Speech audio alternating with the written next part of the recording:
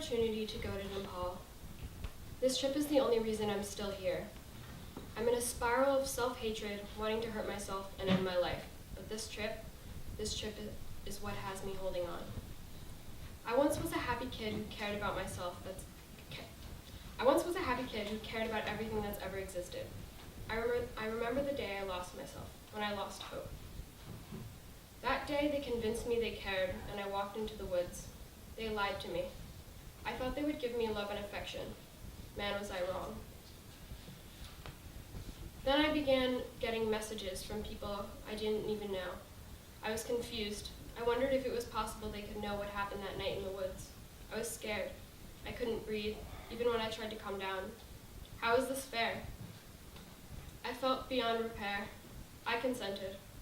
No, not really. I forgave them. They never apologized. I struggled to understand what they did was wrong, even as I began to admit that they took advantage of me. I tried to back out, but they wouldn't stop. It was not my fault. About a month before my trip to Nepal, everything was getting worse, a constant battle, slowly crumbling like a cookie being crushed beneath a fist. My heart felt as though there was an actual crack running through the center and into my lungs. I pretended I was fine. I refused to let anyone worry. Why should they? It's not like I mattered. They'll be better off without me. Everyone saw right through my lies. Everyone was concerned. It got harder and harder to keep up the facade of believing the things my mind told me. All the insults, all the things I thought they said about me. I couldn't even live for the people I love anymore. I was just living to make it hurt less for them when I was gone. I didn't believe my friends when they said they cared. I didn't believe anything. All I knew was that being alive was getting too complicated.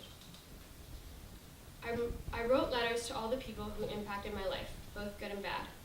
This wasn't some 13 reasons why revenge type bullshit. No, this was just me. I thought I was a burden, a waste of space, a waste of time. I wanted the pain to go away, for someone to make it stop. Days went by, it got harder to find the strength to keep going. I thought I couldn't wait till after the trip. But somehow, I made it through. Today we leave for Nepal. I'm packed and excited to run away from all the pain that lies in New York. Our purpose on this trip is to fulfill Maya's dream, to support the end of human trafficking. Traveling together brings me closer with some of the girls. I really enjoy being in their company.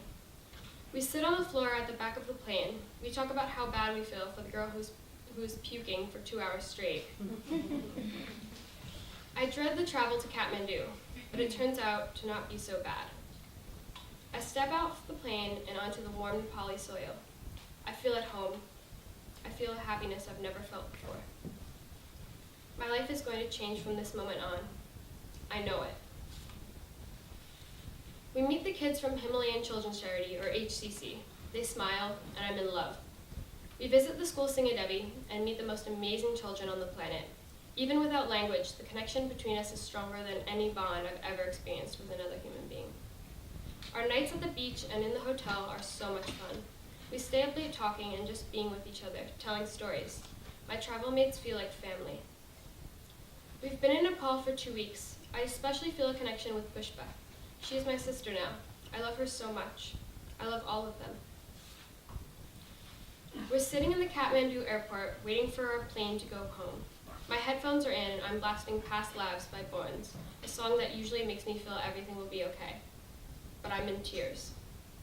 I don't know what it's going to be like when we leave, and I'm scared.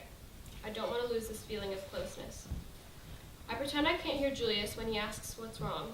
As he pulls the earbud out of my ear, all the emotions pour out. I tell him I'm scared to go back. It was so bad when I left. I want to stay happy. Hana overhears and rushes over. She grabs me and says, "You are so worth it. You have us. You'll never be alone again." I hug her so tight. Everyone surrounds me and tells me that they won't let me go back to that mental state. I've never felt more loved. I sit next to Julius on the plane ride back. We've built a special relationship. I'm grateful to Julius, everyone on the trip, the Maya Gold Foundation, and my parents for this opportunity to change the course of my life. Being back home is hard. I miss my Nepal family. But through my pain, I'm noticing a new strength. I have a sense I got more out of this service trip than anyone we were trying to benefit.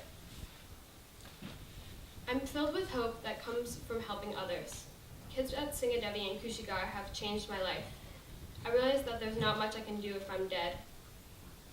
I now know my purpose, to help end human trafficking. I've taken Maya's dream as my own. I have a reason to live, which has always been important to me. Helping others helps me see that I deserve to be loved for who I am, and I have to hold on.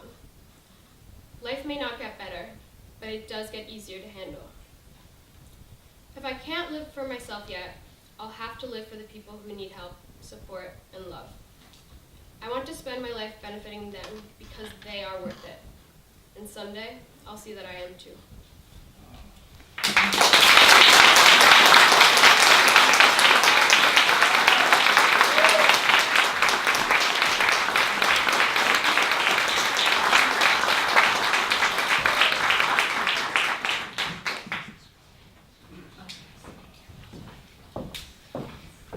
I know.